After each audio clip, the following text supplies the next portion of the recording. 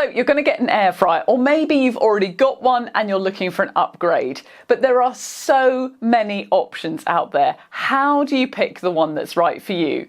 On this channel, I've reviewed many of the best-selling models in the UK, and usually I have a new one in my kitchen every week.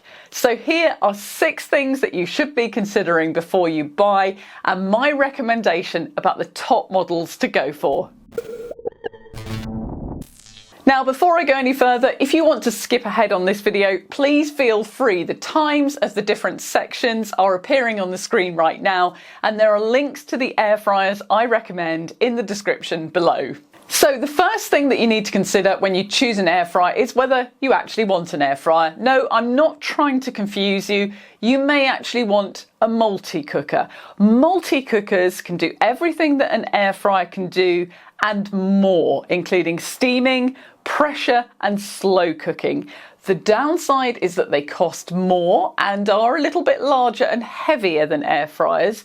But if you're looking for a portable, all-in-one cooking solution, you need to consider a multi-cooker. They are brilliant if you're doing something like a kitchen refit, because with a multi-cooker you can have one appliance that does the job of an oven, an air fryer and a hob combined. If you decide you want a multi-cooker, I recommend the Ninja 15-in-1, which comes with a temperature probe and can be used to steam bake, slow cook and air fry. So the second thing you want to consider when you choose an air fryer is size. Now that sounds obvious, but there's a little bit more to it than that. It's not just the capacity that you will see written on the product spec. You also need to think about the footprint that the appliance will take up on your worktop, because this is not something you're going to buy and keep in a cupboard and take out occasionally. It's going to live in your kitchen. And you need to consider as well the clearance around the air fryer. Most air fryers need room at the back and above for air circulation. About 5 inches is usually standard, but don't assume that you can buy an air fryer and tuck it in a corner, because you may need space around it. And whilst we're talking about capacity, air fryer manufacturers say that you need about 1 litre of capacity per person. But they also tell you not to overfill the drawer or the basket. Personally, I found 2 litres per person to be a much more usable space, because it gives you the flexibility over the size of the dishes that will physically fit in the drawer, and it also gives you the option to cook more than you need on one night and have leftovers for the next day. I've never actually known anyone downsize an air fryer, but plenty of people buy them, discover they use them more than they expect, and then have to go up a model. So if in doubt, go for the bigger one. Next up, it's drawers. Do you want a single drawer or a dual drawer? If you have the space, I would always recommend a dual drawer because of the flexibility they provide. They allow you to cook different foods at different temperatures, which is great for doing a main and a side. And just to mention as well, you can buy a drawer with a divider in it to create 2 different zones, but they are a slightly imperfect solution. There's a link to one that I reviewed in the description below. My favourite single drawer air fryer is the Cosori Turbo Blaze, which is compact, intuitive to use, and has a great display which allows you to see the fan speed of the setting that you have chosen. And my favourite dual drawer is the Cosori 8.5 litre dual basket, which has windows and a preheat function. Now, before I mention a couple of other important things to consider, a favour from me: if you're finding this helpful, please do click the thumbs up button. If you want to see more videos from this channel, click the subscribe and then the notifications bell.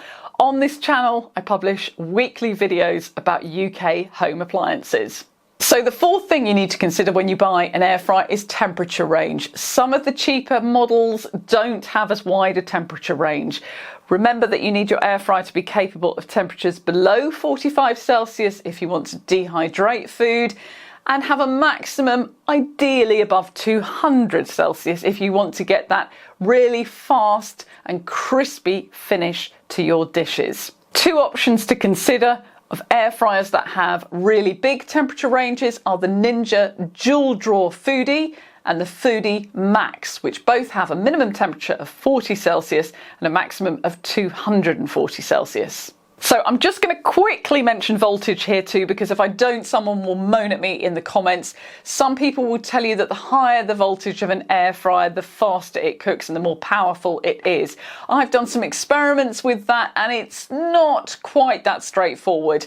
There's a link in the description to a video that explains it if you want to go into a deep dive, but suffice to say, don't let this be the major decision maker for you when you pick an air fryer. The fifth and penultimate thing to think about when you buy an air fryer is extra features. Unsurprisingly, all the manufacturers are adding on extra features to try and make their appliances stand out in the market. And you don't necessarily need all those additional features. But there are three things that I think that you should look out for on an air fryer as essential for having. Number one is Sync Finish or Smart Finish. It's a feature you'll find on most air fryers and it means you can set up the two drawers for different durations so they automatically do a staggered start and both finish cooking at the same time.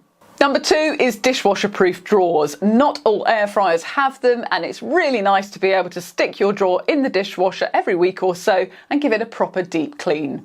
Number three is an audible alert at the end of the cooking cycle. It's kind of crazy that some air fryers don't have this, but amazingly they don't always have it, so keep an eye out. And finally, point number 6, before you buy a cheap air fryer, consider which brand is going to offer you the best support to get the longest life from your air fryer.